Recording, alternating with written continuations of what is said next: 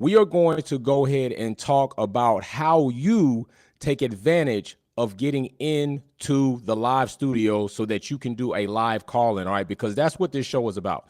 This show is about you. It's not about me. So I want to hear what you think. You get all week to hear what I think. Like I do content all week about what I think and what I want from Formula One. I want to know what you think, what you want from Formula One, what you expect to see, how you feel about certain things going on. So that's why I created F1 Minute. All right, now to take advantage of that, you're going to need a desktop or a laptop, something like that, in order to come into Live Studio. The link is below in the description, and it's in the live chat. When you do that, it'll take you through a series of process on how to get in your name, your question, all of that good stuff. Now, if you have an iPhone, you can come into the Live Studio as audience, but you won't be able to partake in the live call-in. So you need that laptop or that desktop. So if you got to take your kid's laptop, the Google Chromebook, whatever you got to do, your auntie's, your grandmother, your uncle's laptop, so you can get into the F1 Minute Live Talk Show, then you go ahead and do that, all right? So let's go ahead, make sure we fix up some of these things, make sure we get things straight. We should be good on this end. Wildcat, boom, thank you very much. Check that. We should be straight. Like a lot of things been going crazy. First they said we didn't have audio, then they said we had audio, so we should like now have audio and it should be all right. Jeff Allen is already calling in about the upgrade to the W14 going to be enough to make Merc competitive. Good. Okay, so let's do this, Jeff. Let's start the show first.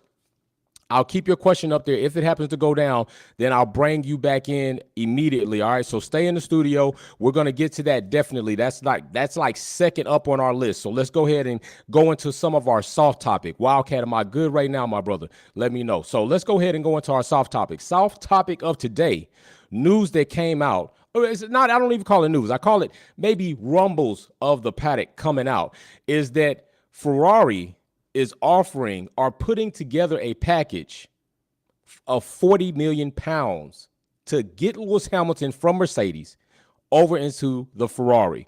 What do you think about that? Now, Jeff has a question right here. So what I'm going to do is I'm going to allow Jeff to go ahead and come on with his question while we go ahead and let you all tee up on what you think about the soft topic. So, Jeff, I'm going to give you your F1 minute. Oh, my God. Oh my God, this dude never ceases to amaze me, bro. I'm going to give you your F1 minute right now. All right, well, it's really just a lot of questions. First of all, the main question is, are the upgrades W14 going to be enough to get them competitive? Second question, let's say that they are enough to get them competitive. Is Lewis now going to turn down 40 mil? I don't know if he will. Let's say that he does jump to Ferrari. Who goes? Which one of them goes? And if they do go, who's going to take them? Where do they go? I don't know. Williams, maybe. That's a good question. And then the other one is, let's just say, hypothetically, he does jump to Ferrari. First race of the season, the Ferrari engine blows up and catches on fire. Okay. Is Lewis wearing flame-proof underwear? I don't know, because he's supposed to be, right? No jewelry and wearing flame-proof underwear. And then the last thing is about Red Bull's DRS. Okay. So you've heard the saying, ELE, everybody loves everybody. In F1, it's EC, everybody copies everybody. Right. Why hasn't anybody been able to copy that DRS? Everybody goes over, they take pictures, they know the specs, they know everything about their Red Bull car, and nobody can seem to duplicate. And maybe it's a combination of DRS and the bottom. It's probably a combination of those two. These guys are smart. Why can't they copy? Like, really? Good job. Go ahead. Good job, good sir. I expect you to be back. So Jeff brings up a good question. Now, already our soft topic, and Jeff brought this up as well. Ferrari supposedly, maybe rumored to be putting a package together. As Jeff said, 40 million. 40 million. Is that enough or not enough for Lewis Hamilton to decide to leave Mercedes? Or is that not enough compared to what he's built with Mercedes to get him to leave Mercedes?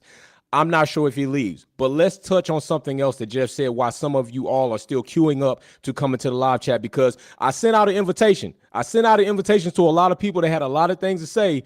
Mercedes released a video, Lewis Hamilton reading mean tweets.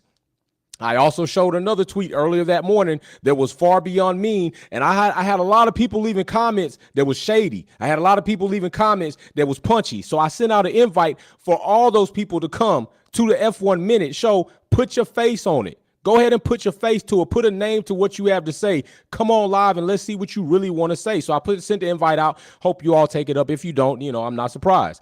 But let's go ahead and touch on the DRS situation real quick, all right? Because I'm telling you all, if you all don't do what Jeff does, do what Wildcat does, do what Will does, it's going to be an easy show for me. This show is more about what you think, how you feel. I'm providing my platform and my stage for you to get up on and tell the world what you think about Formula One, what you think about your team, what you think about your driver. And what I think about what Jeff mentioned as far as Red Bulls and their triple supposed DRS, I don't think it's really that. I think this is an overplay. I think it's an equivocation on the words of DRS. I just think that they've organized the beam wings and they've utilized their floor and their diffuser in order to make the most of when they're in a DRS situation. The whole triple DRS, I think, is just wild words to put together. Red Bull, Adrian Newey specifically, has engineered a car that is very dominant in today's new era of ground effects, that is very dominant in today's new era of cars. I don't know what's going to happen 2025 when things change over with the power unit. I don't know what's going to happen a couple of years from now if Adrian Newey's even feeling Red Bull, although supposedly signed. But teams are not able to really get a handle on it because I think a lot of things that are benefiting that car are in the floor, okay? Some of the things they can't get an opportunity to see unless that car gets picked up by a crane and they get umpteenth amount of pictures. We already know last season Red Bull had a sensor in their floor so they could take a lot of data and information to just fine-tune that car, their side pod design, and we're still waiting to see what's going to come up in Monaco, and that's going to be one of our topics. So soft topic, as I said, was here. Lewis Hamilton may be approached by Ferrari. I don't know if it's really going to happen. I'm not too sold on it yet, but supposedly $40 million is what they're going to go to the champ with. All right, 7-time world champion Lewis Hamilton may indeed have a deal on the table from Ferrari. I'm not buying it just yet. There's some things with Ferrari that I just don't believe if they really, really want to commit to a driver like Lewis Hamilton. And I'm just saying. It's like that. All right, so let's go ahead and go into our next thing. I want to send a big shout out to my Wolfpack community, my family, my moderators, my viewers, my subscribers, everybody that came and participated in the esports race that we held to raise money. All the super chats that came to the platform are going to be allocated and sent over. Now, of course, Uncle Sam in the United States of America likes to take a big chunk of that. What I'm going to do is put the rest of the funds with that to make sure we get a cool $1,000. We raised $1,000 that we are going to send to the Amelia Fund Relief over there. So I'm going to get with them. Like I said, I'm probably going to go into the bank before Wednesday. They did list an account. If I can't, if something goes wrong, I will reach out to Alpha Romeo and AlphaTauri to see, preferably Alpha Romeo first, to see how can we get this money into their hands, give it that doesn't work. But we're going to get that money over there. And big shout out to everybody that helped, viewed, shared the video to do that. It was because of you, not me. And let's get into our first topic. And you see it right there on the segment card below. Also, people asked about the hats. The hats are also low. But before we do that, we're going to have a short, good input and commercial from our network, WPPN. Will is coming on right now to bring us that. What do you got, my brother Will? We here at WPPN want to highlight our parent company, Wolfpack Performance, for facilitating a fundraising event for the people in the Emilia-Romagna region affected by the massive flood. The drive was steadily increasing by the hundreds, and a goal of $700 was achieved. That's when Wildcat F1 team principal and WPP Denmark, Mary Binney, gave the signal to reach for the stars, and a $1,000 goal, 925 euros 13 cents, 804 quid 25 pence, was set. Needless to say, the WPP family succeeded in reaching said goal. That's right, folks. It's a fact. We hit a stack. That's a wrap. Stack. Tell me how you really like that. Lamborghini sitting in the back. Don't quit my day job. Don't quit my day job. But this is real hip hop. You don't know. You don't know. Bars. Right. Bars. Take it from me. Some kids just don't understand. They Tonight's don't really sponsor, know. Palermo's Potent Potables, purveyors of powerful peach punch. When Scuderia Ferrari lets you down, think Palermo's Potent Potables. Back to you, Jay. Thank you very much, my brother. There we go. We had to get our short intake. You know what I'm saying? Our commercials on. We doing all on commercials till somebody come over here and they want to pay us that money for those commercials. Big shout out to Will. Big shout out to WPPN. That's what I'm saying. That's the network, and you are in the place to be. And those were straight bars Will was laying down. It's straight freestyle bars. I can't make that up. You know what I'm saying? Can't make that up. Right on the spot, coming up with it with a stack Lamborghini in the back. What you know about that? You know what I'm saying? So anyway. How do you all feel about the driver introductions? Okay. I'm going to show you what some of the drivers thought about these introductions that happened at the Miami Grand Prix. And if it's your first time coming onto the channel and you don't know, I'm going to tell you in the live chat and the description link, there is a link. You could come into studio and you can go ahead and do a live call in. All right. So go ahead, have a laptop, desktop ready. By the way, it's my bad. I got to get with Will to make sure other things can work so we can lend that information. But driver introductions. Some drivers did not care for these introductions, and we're going to talk about that. Big shout out to Spider35. Will is the GOAT. Will is the GOAT. You know what I'm saying? I'm blessed to have that bro in our community, as well as Sylvia Wick, Mary Beanie, Blue Diva, Galacticus, Alexander, all y'all. You know what I'm saying? So let's get into this. Let's talk about this. So let's just go through this, side by side, hand by hand, and just see what some of these drivers thought. All right. So Alonso says, if we have to do it, I think we need to remove some of the other stuff we are doing, like the parade lap or something like that. So Alonso feels that doing the celebrations, indeed, something else has to go. That is how he feels. Now, I want to know how you feel about the celebrations. Did you watch the Miami Grand Prix? And if you did, what did you think about the celebration? I liked it. I thought it was cool. I thought, that's how we really bumping it up. I can understand if it's not for some people because you haven't been used to it. But just because something's new doesn't mean it's bad, all right? So still keep that in mind. It doesn't mean it's bad. It's just new, and you're going to have to get used to it. Okay, so the next driver up decides that they want to say, the next driver up says, what does he say? Lewis Hamilton is the next driver up, all right? And he says that I thought it was cool. No issues from me. No issues from Lewis at all. No issues from Lewis on that. So, I mean, I don't know what the big deal is on that. Lewis is cool with it. He doesn't really see a problem with it, but I can understand if somebody might have a situation with that. But Lewis definitely said that it's no problem for him at all. All right. So let's go to the next driver. What did another driver say? Now, I want to know what you all think about it. Now, I gave you all a little a little breadcrumb of what's coming right there, a little Easter egg to see what's coming up on some segments that we're going to talk about. So the next driver is Lando. Lando says, we've said you can't just keep putting things in and making us do more and more. It's a business at the end of the day, so it's what we've got to do. No driver likes it. Lando just lied to you. Lewis Hamilton just said he liked it. He didn't have a problem with it, right? Am I fibbing? Lewis Hamilton says right here, I thought it was cool. No issue for me. All right. Uno says, huge congrats on everyone donated from the Love Wolfpack. Big shout out. So yes. So Lando, don't speak for everybody, Lando. Speak for yourself. Or speak to drivers that you actually talk to. Or is Lando trying to say that Lewis Hamilton didn't like it? But he said he did. He said he didn't mind it. He thought it was cool. So Lando's saying, and I do understand Lando's approach. Lando's approach is, I'm contracted to do a certain amount of appearances and a certain amount of things. I'm not sure if like somebody introducing you, Lando, it means it's a bad thing and it's got to be a contractual situation. But he feels like you can't just keep adding stuff in and they're doing more. So he's taking it like this is a work obligation that you're making me do this, and I don't want to do it. That's how I take Lando's approach. The next driver, Max Verstappen, I prefer to just talk to my engineers than put my helmet on and drive. I'm not mad at that, Max. I'm not mad at that. I would like to also say that, Max, you doing that is no different than any other thing, honestly. It's no different than Max. That's what Max is going to do because that's the only thing they want him to do. And a big portion of that is because Max does not have the personality, nor the character, nor the display of integrity where somebody would actually want or care about displaying him that much, okay? He was on Kids Sports Illustrated, all right? The Toddler Sports Illustrated, all right? And then it was a big thing. Lewis Hamilton was on like GQ and all this other stuff, but when Max made it, it was a certain amount of people said it was cool. So Max wanting to talk to his engineers and put his helmet on drive, that's not a problem. That's okay if he feels that way. But how did you all feel about it? How did you all feel about the introductions? I thought it was cool. I thought it was different. I thought it brought a nice little wow factor. I thought that it wasn't nearly as long as what they were trying to make it out to be. You're already going to be outside anyway. Who watches before the race? Drivers are already outside. They're already on the paddock. They're already in the garages. They're already playing around, throwing balls and kicking soccer balls.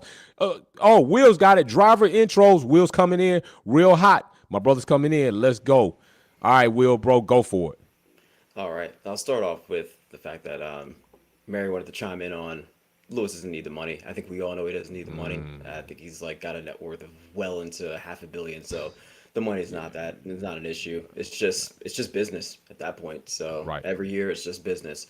I think with the driver intros, I think that everybody has their own take on what they want the driver intros to be, or how much they do, how much they don't do. You know, the procession where they're sitting on the back of a flatbed truck, or they're driving around in cars, sitting on the back of convertibles, whatever the case may be. I think they all need to just maybe sit down with the Drivers Association, sit down with the team owners, sit down with FOM, FIA, and just work out what they want to do maybe per race, because it's going to change up.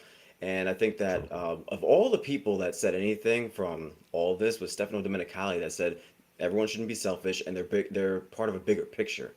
And that is pretty important when you really think of it and in the grand scheme of things. But I really hope that if they do revamp this or rework this, that they should go maybe the route of the 2017 United States Grand Prix, when they brought, this is for Vegas, when they brought Michael Buffer out and did the announcements. That was the best one that they did, hands down.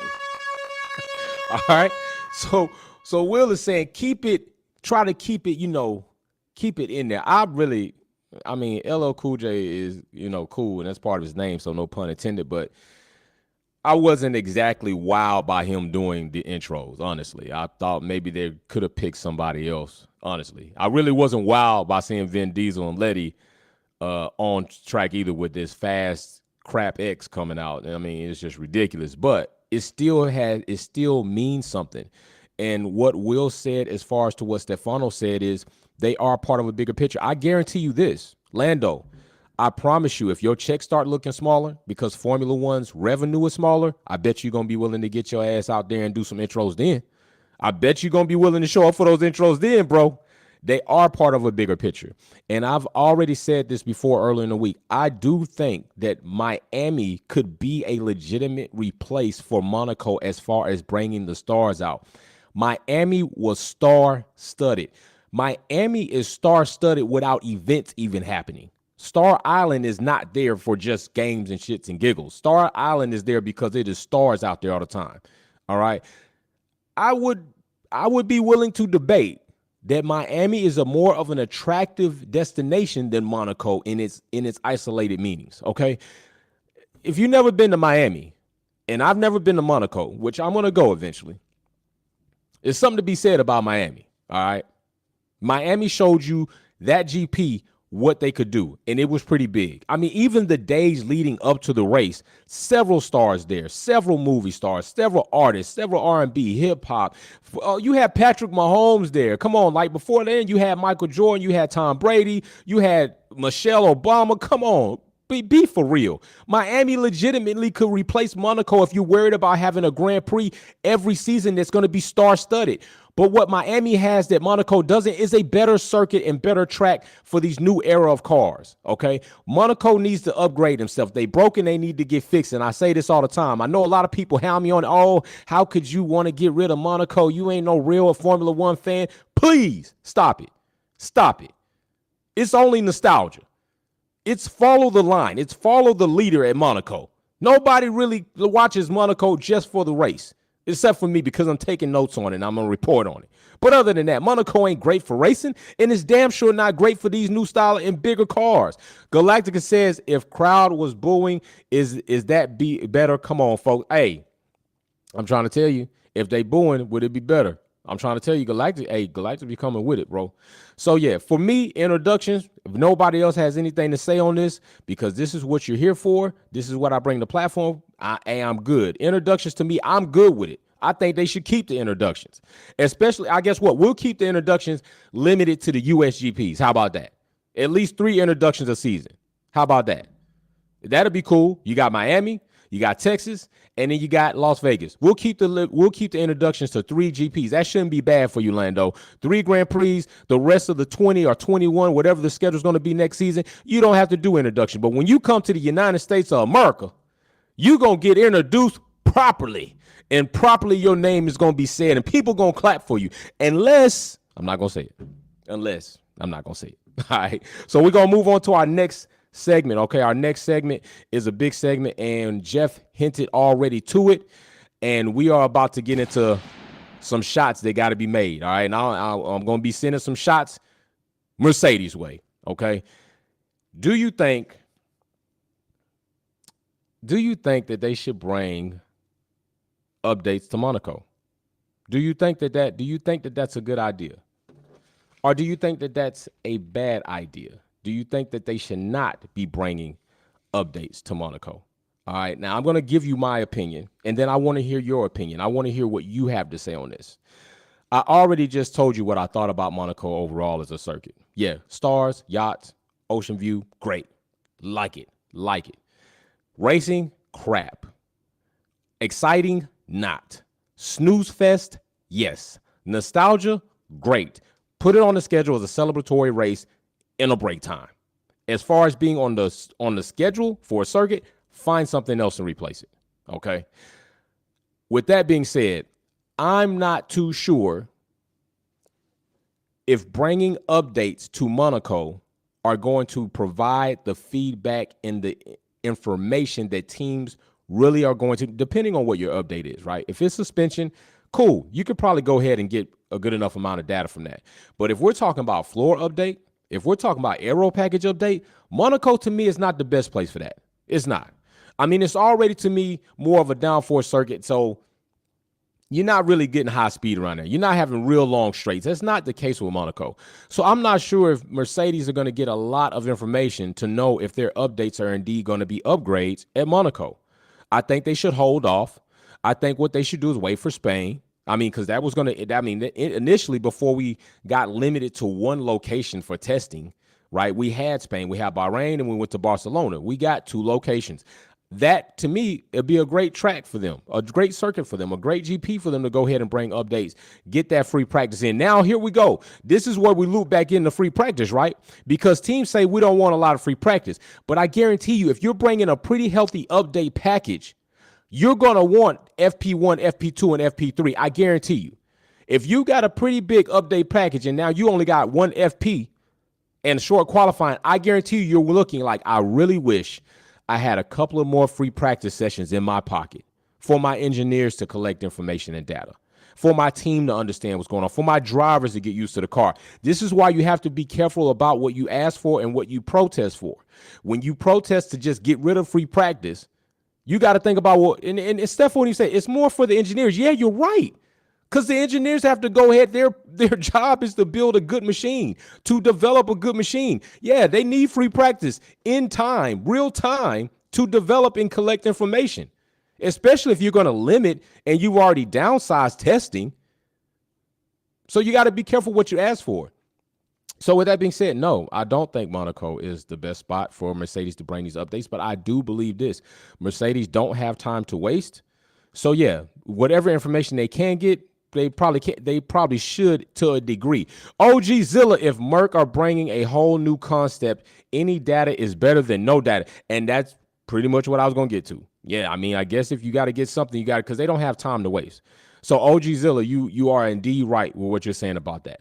I just don't feel that they're going to, any data is better than no data, but will the data really take them where they need to be? Will it really show them what they need to see at Monaco? That I do believe with the suspension update, yeah, I think they'll see what they need to see with the suspension update.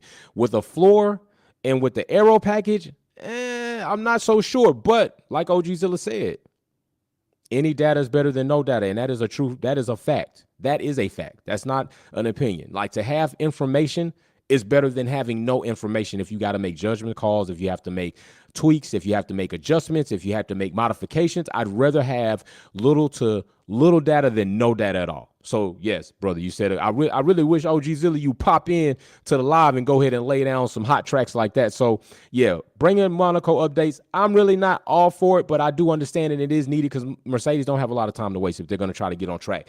I'm not speaking about driver championships right now. I'm speaking about constructor. I think they can get second in constructor if they get on the road. And I'm very excited to see what this car is going to look like. I want to know what this car is going to look like. I want to know if it physically, aesthetically is going to look different, or are we going to see the same overall aesthetic car, but the floor might be where the magic is. The floor might be where the magic is, and that's what I'm waiting to see. If Mercedes just totally did a 180, or did they kind of do like a 45-degree adjustment in their direction and find a sweet spot? Galactica says Monaco is just a money grab, little to no overtakes. That's a fact. That's a fact, Galacticus. Monaco is not that. It's not that track. It's a historical, nostalgic track. It has a lot of history, a lot of great drivers. Not a lot, but great drivers that came through there, great moments. But it's not a great circuit for racing in today's era of Formula One. Let's just be honest. The cars are bigger, they're wider, the tires, the wheels, all of that matters when it comes to the circuit. And Monaco's outdated. Stefano said it, and I do agree with him. And it's not a lot that he does say that I agree with, but I agree with that these circuits cannot remain on the schedule if they're not going to get updated to what we need to have in today's era of cars. That's what I fully believe. All right. So, all right, it says 77% of you said you are ready for Monaco for the race weekend. All right, so that is awesome right there. Big shout out to that. So listen, nobody got anything to say about updates to Monaco? Okay, going once, going twice. We're about to go into the – oh, Will says I got something to say. Will, he must have been waiting on me to do a countdown. Will's got it, bro. Let's go. There's your F1 minute. Make it happen. Maybe not. I don't know. I might have been waiting, but I think the suspension – floor, the side pods, and all that. We'll see how this upgrade works out. I do think that, and I agree with you that it's not really to what are you really going to pull out of that as far as data goes? I just don't see the risk of putting that into a wall or anything like that. There's only a few runoff areas. It's the fact that that's the only track that you pretty much are inches away, less than inches away from a full disaster. Looking like Mick Schumacher tore a car in half, So it's one of those things that I feel it would have made sense to just wait until Barcelona. That's one of Lewis's hunting grounds. It's got a lot of wins there. I think that has a lot of a good combination of everything that could actually test out some of this new equipment that they're putting on the car. So I just think that it's more of a throwaway race. There's not really any point to. When you're looking at damage limitation, this is the perfect scenario where you're in a cost cap era. You're trying to not spend as much as far as the car goes. You can spend more on development. There's no point in just wasting, money on new parts that could possibly be damaged. Other cars, the track itself. So I think it would have made sense to just release the W14B in Barcelona. Facts, big fact. Hey, I agree. I agree. And Will brought up another point I felt to, but I want to mention the OG Zilla. Big shout out for that, bro. Big shout out. Big shout out. It's always better late than never, bro, but we really do appreciate that, man. OG Zilla, big fan. OG Zilla, I'm going to tell you something, bro. I'm going to tell you something. While you're here, I'm going to tell you something. I need you to be around. I need you to be around this coming up Sunday, bro. I need OG Zilla to be around this coming up Sunday, okay? Be here this coming up Sunday. That's all I got to say. Be here this coming up Sunday. That's all I got to say. Be here this coming up Sunday for finale lap. That's all I got to say. I expect to see you there, bro. Big time. All right, so listen. Will brought up the point, another point that I failed to bring up when I was saying that, and that's why I love Will. Putting it in the wall or wrecking it. We're in a cost cap era. This is not a small update that Mercedes is doing. Talking about suspension, and I'm thinking, I'm really interested to see if they went from a push to a pull. As far as their front suspension, I want to see what the suspension update is. Did they change the entire different direction of suspension? Like, I'm really eager to see the Mercedes and the changes. Will brings up a very good point, though. You can wreck in any race. Mercedes drivers are less likely to wreck than some other drivers, and we've seen that through evidential, factual watching the races. you can't be responsible and you can't account for what other drivers will do. But Monaco, in that sense, is a smaller track, narrow, and it increases your chances of ruining that car. Not only that, you saw what happened in Austria 2022 once the drivers thought there was a glimpse of progress in the W13 and they felt like they may be able to push, they both spun off track. You spin off track in Monaco, you're hitting a wall. You hit a wall, you're damaging both of those cars, and now you're spending more money in a cost cap, whereas you would have been able to spend that money in further development. Now you're just spending that money to replace a part. I'm just still with it that I think Monaco is not the best place to bring an entire update. I think bring the suspension, but save the floor and the aero package for Barcelona. That's what I think. I'm with Will on that. OG Zillis made a very good point. Any data is better than no data, and I'm pretty sure several other of you feel the same way, and that is also true. So it's not like we're disagreeing. We're in agreement. Just we think some things are more important than the other. And me, Rip, or Will on like risk over reward. OG Zillis like send it. I need to know it, and that's sometimes that's where you got it. That's the way you got to be. That's true. That is the way you got to be sometimes. So nobody's wrong in that. Just saying what we got. So let's get ready to move into our next segment because we're going to get real spicy toward the end of this show. We're going to get spicy. I'm calling some of these haters. I'm calling some of these naysayers out. I'm just letting you know right now. We giving them time to get on in here. I purposely moved that segment to the last segment because I want enough time for them to go ahead and come in. I'm trying to see who's going to step up or step off. Wildcat coming in, 6-time livery champ on Monaco. Let's go, Wildcat. I'm going to give you your F1 minute, brother. And here you go. Get it in. Oh, no sound. There we go. Now he in. All right. So on this whole Monaco situation, one, something we gonna see. Red Bull's going to show the true nature of that RB19. Why? Monaco ain't really got straights like that. They only got one DRS zone. So that whole beam wing, the diffuser, everything working together to stall it out for that higher top speed, it's not gonna work. But aside from that, bring suspension upgrades. I agree. I completely agree with that. Something else I saw, I had just got home from work, and another fellow on YouTube who covers F1, it was an idea, which I like, to encourage overtaking in a spot where you don't normally see it. On the way down to the swimming pool, coming up on the tunnel, you come out of that hairpin, instead of dropping down to that right hand right there, why not have the drivers turn left and come around the roundabout?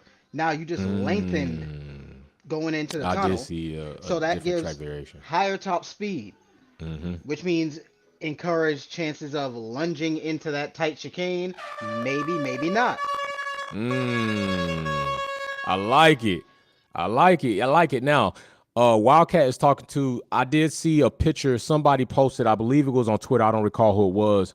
Actually, it might have been my brother Bryson. It might have been my brother Bryson posted it. And it was an alternate variation for Monaco that might actually do pretty much what Wildcat just mentioned here, which was increase not only the ability for cars to overtake, but also the ability for more room for competition, competitive overtaking as well. And maybe you might, I don't think it saves Monaco, but it's a step in the right direction. I do believe that. That is a step in the right direction. Good shot on that, Wildcat, for real. Now let's get to this third segment. All right, I'm heartfelt about this. Some of y'all might really not know. I'm heartfelt about this. I am heartfelt about Williams returning to greatness. I am heartfelt. I'm calling James. Listen, Viles, come holler at your boy, man. I got some things to ask you. I got some questions for you. Is James Viles the answer for Williams? Is he the answer? Like, I'm finna tell you, a lot of you right now, Williams to me is a team. I say it all the time. An angel that fell from heaven is waiting to get back there. I just really do believe that Williams one day should return to a level of greatness, at least top three. Now, the last time they were top three was like 2014 and 2015. You're talking about a team historically with history, with race heritage, so ground. I'm talking when you talk about out the mud. This is out the mud. Frank Williams was one of those teams that started like basically as an independent. If you were in the rap game, Frank Williams is an independent. If you're in the if Formula One is the rap game, Frank Williams is like Dolph. All right, he like Dolph. No pun. Big shot. Rest in peace to Dolph. Shout out. But I'm saying like Dolph. He like Lil Flip. They got it out the mud when they built these teams. All right, Frank Williams wasn't no Ferrari. He wasn't sitting around with all this big money in these factories. Okay, don't forget, Frank Williams ended up having to sell the team at some point in time. And while selling the team to try to keep it alive, he ended up getting booted out of his own squad to then later utilize the money he did from selling that to start another team out of a damn carpentry garage. Like is the story behind Williams to me is so great from where it came to what it accomplished. Some of you that are just coming to Formula One might not know the greatness that lies in the lineage of Williams Racing, all right? And they went through a horrible, not once, but more than twice, like 2 or 3 times in their history where that team got knocked down and still got up. And I think now is another opportunity, another time in their history, in their future, where they are starting to maybe see a glimpse of sunlight. James Viles comes over from Mercedes, brings that Mercedes-S type of culture. He starts doing the debriefs. Since when did you ever see Williams do something like a debrief? Do you know what that's doing for Williams? That's getting Williams ingratiated to the public and the public ingratiated to them. He took that from Mercedes. He was part of that over at Mercedes anyway, but he took that format and now is applying it at Williams. So now people get to hear why Williams didn't do this or why this happened, and allow spectators and people on social media to pose questions and for him to answer it. That's an awesome thing. Something that Haas, the non-American Formula One team, damn sure ain't doing. Williams is doing that. And although not an American team owned by American financial investor, which is another question that begs to be answered. Is Dorilton Capital just one of these financial companies that decided and saw that there was an upswing in Formula One coming into the U.S. and they said, hey, Williams is in trouble financially? They've received several loans from even some of their sponsors and Michael Latifi, who not only gave them a line of credit, but like 20 some odd $20 million. I still see the Sofina logo was on the back, so maybe he's still sponsoring. All right, he's also part in McLaren, but they're in trouble. Dorilton Capital comes in and buys Williams out. Is Dorilton just a financial company, or is there somebody behind that curtain that was already involved in Formula One at a level and decided that they didn't want to see Williams Racing go out of Formula One or change their clothes as Williams Racing? Because Frank was part of that, and rest in peace to him and the Williams family. But Frank was part of that, and he's been part of Formula One in a big way. Do not forget, Williams have, I think, 9 constructor championships. 9 constructor championships. I mean, the last one like 97, 98, but they got 9. They got 7, I think, 7 or 8, 7, 6. Will probably correct me. He'll look up the stat. 7 or 6 driver championships from drivers coming through. They had Senna, Prost, Damon. They had Andretti. They had a nice driver lineup. Now they had we'll leave the negativity alone. They had nice drivers come through there. Don't forget, Adrian Newey was part of Williams. Like, Williams Racing has had a feel of highlights. Don't forget, active suspension, ground effects, an innovative braking in the ground effects era. Come on, y'all are playing around. Traction control. Like, Williams was that thing in the day. And they hit a rough patch. 2020 COVID came around. It was already a rough patch then. They did bad on driver lineups, okay? Crash Tiffy, that wasn't great for them. Not at all. Okay, they had George. Even Valtteri at some point came through Williams. George came through Williams. Like, Williams Racing has been a cultivation of good talent that people have left and went elsewhere. Don't sleep on Williams. Williams is like my crush team. No lie. No lie. Williams is like my crush team. Bringing up Will coming in hot right now. Go ahead, my brother. You got it. What's up? Will coming in hot for Williams. You know, I got to back him up. I know I got my rookie out there trying to do his thing. So I'm glad that, you showing him a little bit of love there. Looking back just over the years, you said, you've got Prost, Right. You've got Nigel Mansell, another champion.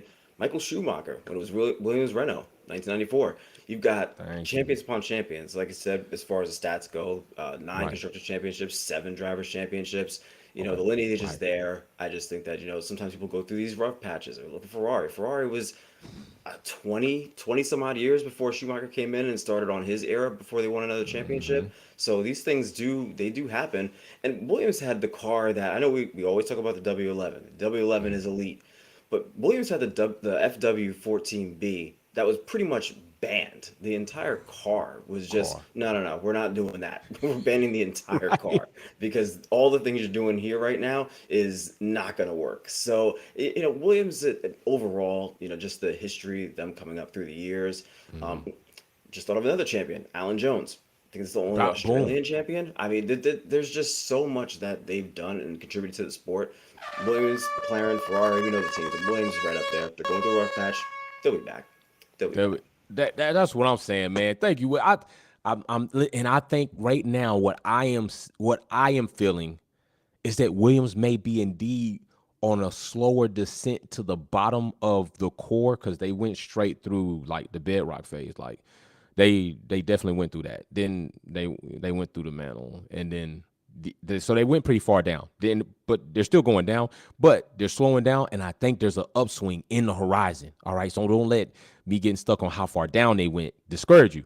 I think there's an upswing in the horizon, and I'm wondering if James Vowles is sparking that. Like, is he sparking that? Is he going to be able? Because now Vowles is in a position where he has to make 2 key choices on personnel that will directly impact this team, either positively or negatively. Okay, he's going to be looking for a technical director and a chief technical officer. He's got, and they're going to do dual roles supposedly. But if he gets those positions wrong, and we've already seen what's happened at Mercedes when you get positions wrong, right? Okay, we got a whole switch up. Elliott feeling like I ain't in the right position to help the team. He changes. Allison come back in. Everybody's happy. Now we're waiting to see if those 2 changes will indeed have a positive effect on the team. If Vowles makes the wrong decisions on key personnel, I mean, we see that with Ferrari. Ferrari fumble it up all the time. You see what's happening with them. So he has to make the right decisions, and he's under pressure. Really, he is. He's under pressure because Williams coming into this season have sparked off, at least to me, and I think Will and several other people that just kind of look at marginal changes to where that's a big thing, although marginal. I think it is. Oh, Jeff Allen, I am all on Williams. If this man, Jeff, if you get on here and if you got on different clothes, bro, I'm gonna have to give you the swag trophy. I'm a man. Oh my gosh! Oh my gosh! You are the GOAT, bro.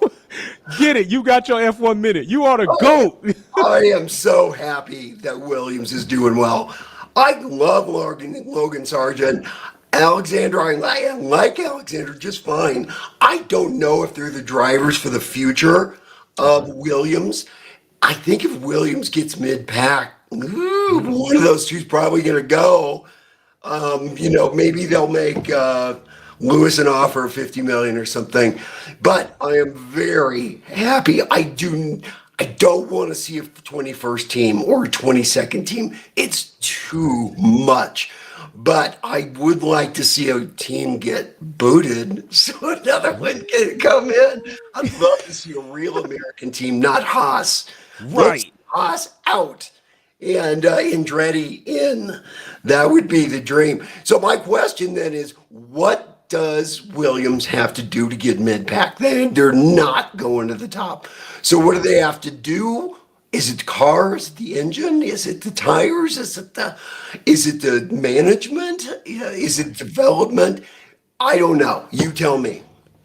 You know what? I will tell you, and I love you, man. You're so damn awesome, man. You make this shit awesome. Bro, swag is off the charts. I dare somebody else to come on more swag than Jeff. Jeff's swag is off the charts, bro. Oh my gosh. I had a feeling. I said, if this brother gets on here and it's over. It's over for anybody trying to swag him out. You will not do it. So I think my take on it is this. There was a point, and remember, Claire had to step down. Williams was in trouble. There was a point where it didn't matter if you had George Russell, if you had Lewis Hamilton, if you had, any driver, there was a point where the team, the car, the management were always going to strangle out and suffocate any talent that a driver had. And we saw that with Russell. We saw as Russell filled in for Lewis when he was sick and what he was able to do. Unfortunately, he had the situation, but we still saw Russell's ability and talent as a driver, what would happen outside of Williams at that time. I think, and Bryson has said this, and I agree with him, there's no extent to or damage that a driver can cause a team or stunt its growth and development.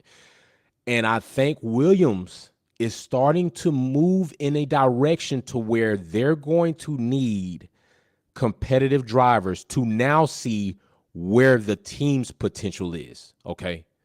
Like at a point where now, you know what? Our potential as a team, our ability to develop, and the car that we've developed has a bit more growing room than maybe these drivers are able to show us where our limits are now. Before it was the drivers were exceeding the limits of the team and they were getting strangled out. Like it doesn't matter how good of a driver, and this car is a piece of crap and I'm only going to be able to take it so far. I'm thinking now, seeing Williams, I'm not saying they're there, okay? Because people are like, oh, Wolfpack, you don't know what I'm not saying they're there. I'm saying I think they're getting there to the point where they're going to be able to start looking for competitive drivers. Now, getting somebody that's already established, you're probably going to have to catch new talent. So Logan's there. That's Will's rookie this year. Mine is Oscar Piastri. He's on an upswing in comparison to the rookies, DeVries, Logan, and him. And I did some things on DeVries, and I still got hope for DeVries. I think I said they need to get my man help, you know what I'm saying? And I think he still got an opportunity. It's the first time, but still, let's just be real. His performance is not what we all thought it was going to be with all the wow. Like I told y'all, that's Helmut Marko's version of the Dogecoin, and that thing. So DeVries can't get right. He broke right now, but he can get fixed. But Williams, I'm all for it. I'm all for some Williams. So guess what? Oh, yeah, it's time. I done gave enough time. We've been here long enough. It's time. These next few minutes, I'm about to open up the floor and the floodgates for anybody to come forward and tell me, why do you hate him so much? Why do you hate Lewis Hamilton so much? I need some legitimate reasons. I need some articles of evidence. I need some examples. I need you to pull out these clips and let me know so I can say, oh, okay.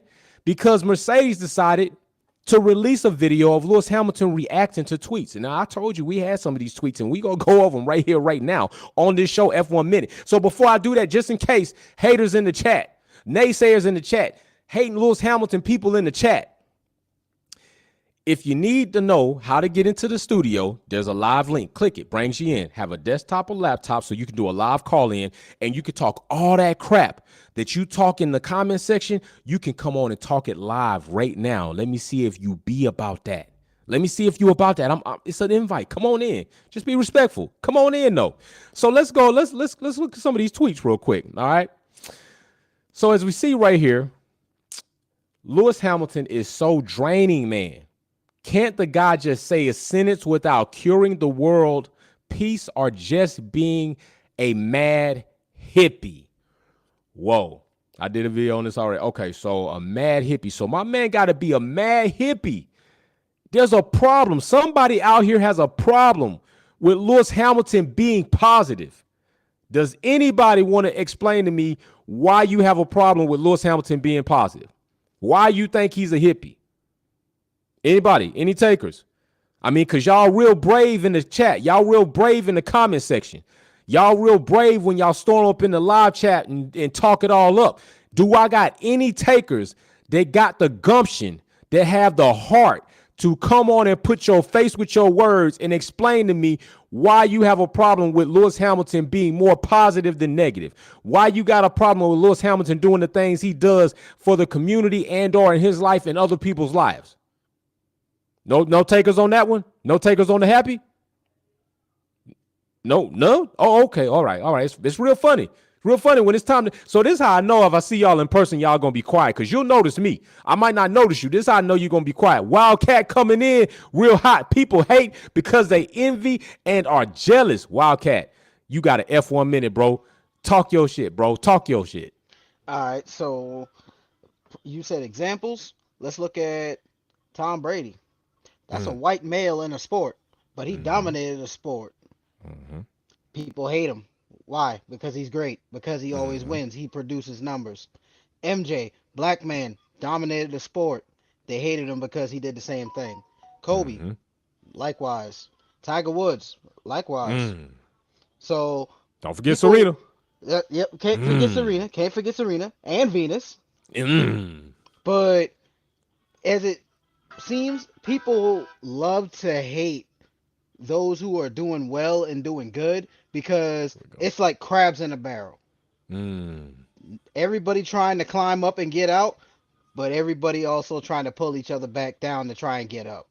There you go. And people don't like to see the positivity because they feel like it's not personally directly impacting them and changing their lives. Good point. So Good they point. being greedy at the same point and selfish. So let the man be great. See what he's doing. Maybe you can follow and walk in his footsteps.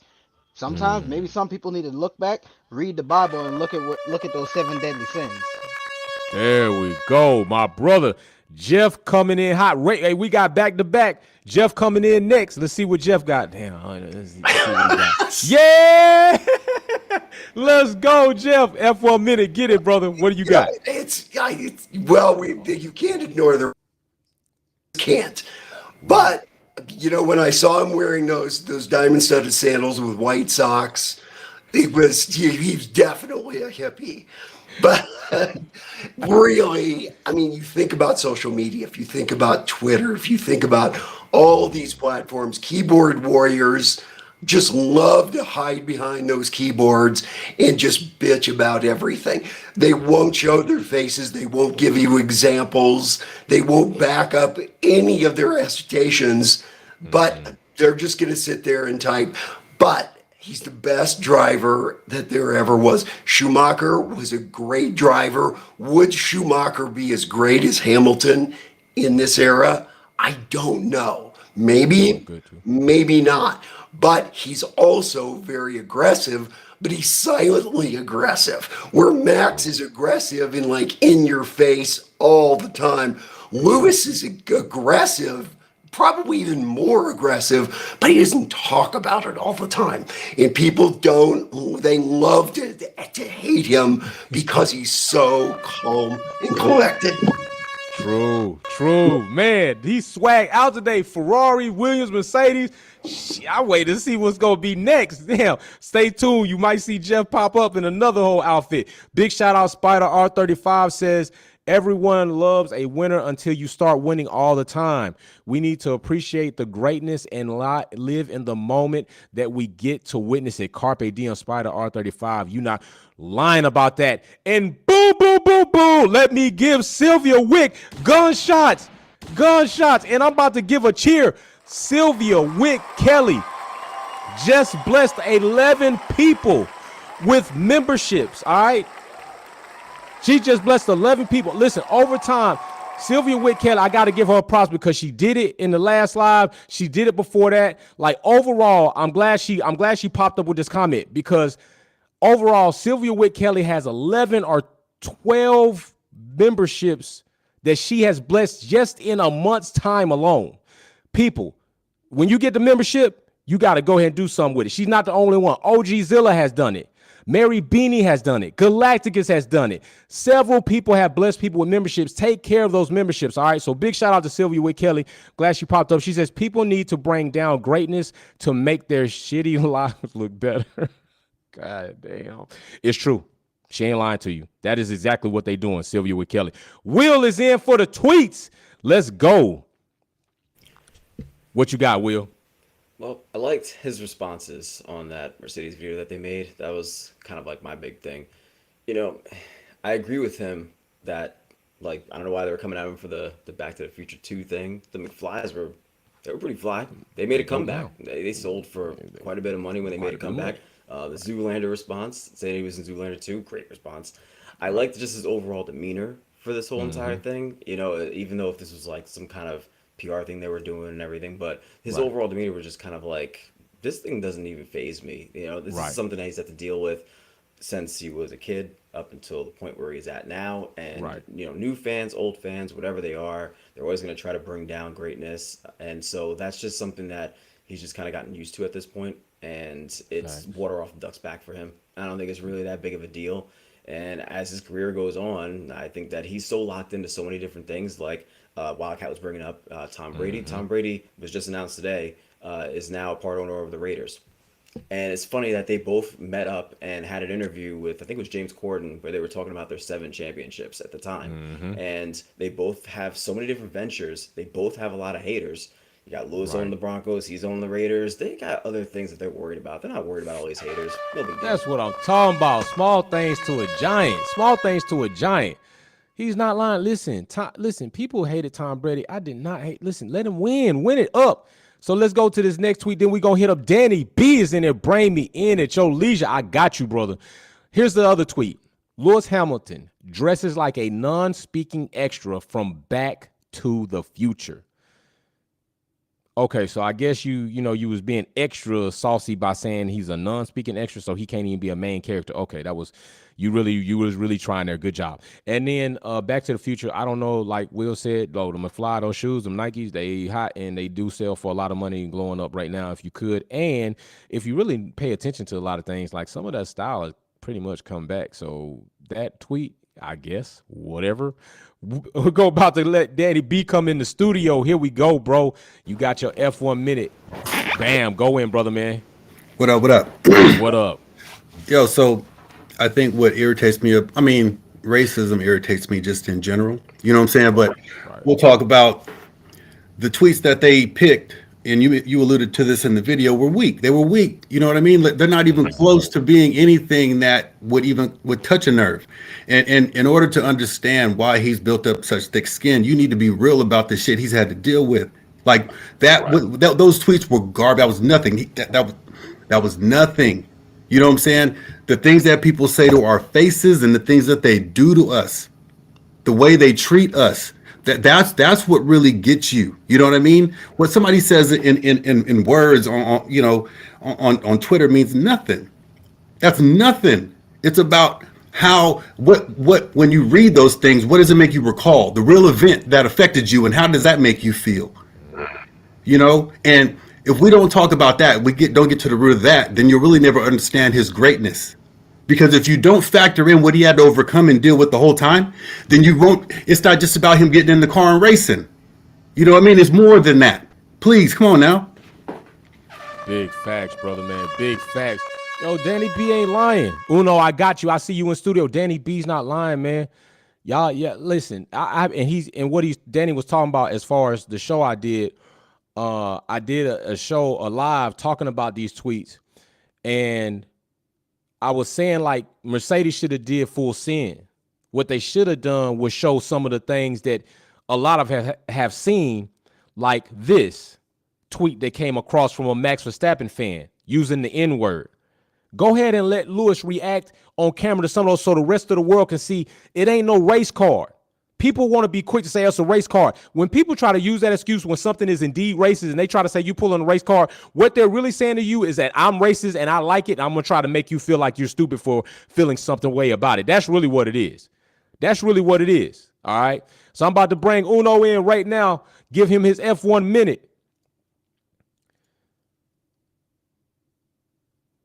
Let's see if we're going to be able to get in here. Let's see if we're going to be able to get in here. Got to have a laptop or a desktop. Let's see. Oh, let's go. Uno, you got it. You got your F1 minute. Make it happen, brother.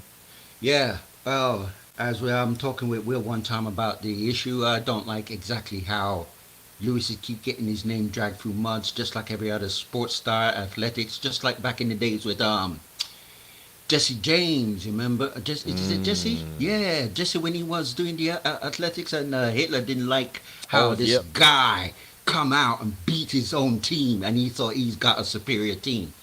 But at the end of the day, if Lewis was to offer them a helping hand, these haters that I see do these twiddling twits, What would they say when he actually goes, "Come on, I'll give you a helping hand and take you on board," blah blah blah, etc. etc. Right. How would they respond? That's what I was asking, and I don't like how where they use the word colors. Right? We are human beings. We got potential. We got quality, and Lewis has set this gateway for people in general to walk through that gate. Facts. Facts, brother, man. Big shout out to Uno. Glad this is the first time on the show. Big shout out, my brother. And he ain't lying. Lewis Hamilton has Uno made a very good point. Lewis Hamilton has set the stage, and Lewis has said this as much, that he indeed, I think, is still staying around so that hopefully he could see somebody else enter in. And that's a shame. And I do understand why now I don't see as many black families in racing or many families of color in racing. All right. I do understand it. Do I agree with it? No. Need to be more. It's not as easy as going and playing sports at school. But this is where I challenge Formula One to make sure that spectators and generations of not only just Formula One drivers, but Formula One supporters get an opportunity to see greatness on a Formula One circuit. You have to start developing programs that will allow and give people the opportunity that do not have millionaire parents, that do not have uncles that are invested in oil that is overseas and doing all types of other things to make millions or billions of dollars, that do not have parents that can afford to fly you in a helicopter and get a trailer. Like, you need to understand that there is greatness out there. Lewis is one of those evidence to show you that he does not come from a family of rich and wealthy folks. But I am great in Formula One. I will be great, and I will always be regarded as great. Imagine how many great drivers have not had the opportunity just because financially their families cannot afford to get them to a certain level. There needs to be some, I don't want to miss great drivers, whether female or male, because they simply couldn't afford it.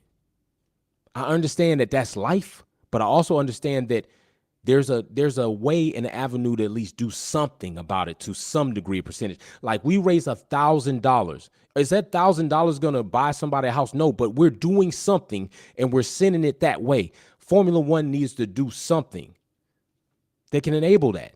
They say, hey, you know what? Maybe we can't get them all, but we got like one. We got like one every 3 years, or we got one this year due to a program that we started. And we got to see this kid drive, and they were great. And they would have got the opportunity had we not had that program. That's something that I'm looking for. There we go. Racism is a repellent. That is true. Danny B about to speak some facts. Because I'm going to tell you something. Let's go. Danny, turn that down for me, Danny. Oh, what I do? The volume for the YouTube is back. I ain't even have no volume up. Oh, okay. What I'm going to do is I'm going to be quiet. Can you hear me? All right. Go. Straight up. So I would just, the racism part obviously is a repellent, and it's an immediate one. And you talked about not wanting to miss out on, not female drivers, male drivers regardless, and we don't even know that this game exists for the most part. And that's the biggest problem. The closest we come to it is, illegal street racing and things like that. We don't really even get a chance to see it from that perspective, from the engineering perspective, from the manufacturing perspective, from driving as an art, so it's when you set it up, I was listening to NASCAR radio earlier, and they were talking about how somebody hacked into Bubba Wallace's radio and made some racial comment, but Bubba didn't have his earphones in, he didn't hear it. And I'm just like, damn, so that you're gonna go that far, you're gonna go hack into some shit, say something just to make sure that I know that this thing is still here and that I'm still not welcome here. What the fuck? Like, for real. Hey, but then people would be like, that's a race card. I mean, imagine the energy spent to do that. Imagine the energy somebody spent that they wanted so bad. They want so bad for people like Lewis Hamilton, other great Bubba Wallace. Now, Bubba Wallace is not great. He's working his way, but it's really funny to me that people overly criticize Bubba Wallace when there's like 20 other drivers behind him that are not finishing where he's finishing, but somehow Bubba Wallace is trash. It's just funny how they do that, double standard. Like it's really, it's laughable. All right, so here we go. Last tweet right here. Good morning to everyone except for the people who love Lewis Hamilton's outfit. Like this is like Lewis literally had to laugh at this. So I just want to point out something before we close this show out. I just want to point out that we spent a good amount of time talking about people that are negative and people that hate and people that use racist words. And I showed you this much, right? I showed it. A Max Verstappen pan had the Max Verstappen tramp stamp on his thing, MV33, and decided to say name that N-word, right? I hate the word. I do. Where they at? Not one of y'all came on here. Y'all stay in the comment section. Some of y'all seen y'all been around on my platform since I started this platform. Y'all come here and say all types of racist things. Y'all come here and say all types of negative things. Y'all come here and say all types of things you think get to me, but they don't. And I still respond to y'all and be looking at y'all crazy. But where are you right now? I challenged you. I invited you. Where are you right now? Nowhere. And that's why you can't stop Lewis. You can't stop people. You can't stop me, because there are those that do, and then there are those that talk about those that can. And so you're not really about that life. You're not really about standing up. See, you weak. And see, what you need to do is sit back and try to understand that your negativity does not pay you in dividends nor me. Try to be positive in your life, because I ain't see none of y'all step up. I ain't see y'all real quiet when it come to these type of topics. Y'all real quiet. Y'all don't come up. Y'all don't stand up. Y'all quiet as a church mouse pissing on cotton, I tell you. So I'm talking to y'all directly. I invited you. I invited you to come say your piece. I invited you to come tell me why you hate Lewis Hamilton. I invited you to come tell me why you don't think he's worth a 7-time champion. I invited you to come tell me why his championships are no more valuable than Schumacher's or even Max having 2 to equal Alonso. I invited you to come to the platform and say what you had to say, and you did nothing. It's because you're not about that action. You're not about it. So you keep doing what you do. I appreciate what you do. You keep doing what you do. You keep supporting the channel. Y'all keep being little strays sitting on my porch over here at the Wolfpack Family Mansion. All right, you keep doing that. Uno says racism has got to end, and we must help next gens up. Humans, people over color. No, character over color, people over politics. That's what I'm saying. And we're going to close out. My brother Will going to take us there, because I can go off on y'all, like, for real, for real. Will, take us out, brother. Good. All right, so everybody is always not really prepared for the Monaco GP. It's just a procession of cars driving around in a circle. Qualifying is all right, and then we kind of know it's like, all right, that's it, it's over. So it's kind of boring. So figured I'd look into some other things you could do while, not watching the Monaco GP. So okay, here's a list of things, 5 things to do in Monaco from Toropia.com. So coming in at number 5, the Monaco GP. All right, so scratch that. So they said number 5 was Monaco GP. Scratch that. Number 4, the Monte Carlo Harbor. Spectacular views. Great for not viewing the Monaco GP, but I think in like 1955, Alberto Ascari actually drove his car by the pool section into the drink. So yeah, just stay away from Monaco GP. That's basically what I'm trying to say. Number 3, Monacoville, aka Les Rochers, aka The Rock, which is a town on top of a mountain. Beautiful views again, better looking than a Monaco GP. Number 2, Monte Carlo Casino. Your odds of having a good time are better than going to the Monaco GP there. So there you go. Maybe throw some craps, maybe play some baccarat, something. Who knows? Number 1, coming in at the top, go to the Prince's Palace of Monaco. Why wait until the end of the race to see the prince and the princess of the principality? Let's try to say that 5 times fast. When you could just go to the palace and probably see them there. Right. So there's 5 things you could do. Oh, and I know that's like more of a joke, but there are some races going on too. You got F3, you got F2, you got the Indianapolis 500. That's going on this weekend as well. And I wanted to also give a shout out to the Formula Academy, which again has the poorest coverage. But the Formula Academy, again, they were at Barcelona. And so we've got 3 more race winners. One of them is actually, I think, on their 2nd race win. So Amna Alkabasi has her 2nd race win now. Emily De Hoos, which I always call, that's like Minnie Max, the Flying Dutch Woman. She got her first race win. And Lena Bueller got a race win as well. Big shout out. So there you go. Things you could do other than watch the Monaco GP. 4 things you can do other than watch the Monaco GP. And go check those places out, because while everybody's at the race, lines will be short. All right, so this is another episode. I am so grateful that you all came on. Listen, Jeff by far has the swagged up award. OG Lilla says if Merck are bringing a whole new concept, any data, that's playing back. It's better than no data. OG Zilla said that. Galacticus, boom. So we got all the super chats. So big shout out to that. I just want to go ahead and tell you, I appreciate you all coming back. F1 Minute, the livest and hottest Formula One talk show on the planet. And what we do here does matter. So be here again next Monday, 8:30 p.m. Eastern Standard Time, off the back of the Monaco GP. I guarantee you we will have topics to talk about in regards to Monaco, because I'm pretty sure some things are going to happen there. Although not great racing, always some type of collision, which I want drivers to be safe, but it's going to happen there. It's just that type of track. If it does, even that's something to talk about. If Monaco goes through full free practice, qualifying, and race with no collision, that's going to be something to talk about. We'll also have other things going on, as we will see if Mercedes bring updates, how many they bring, how many they commit to, and what actually happens as far as their overall race pace.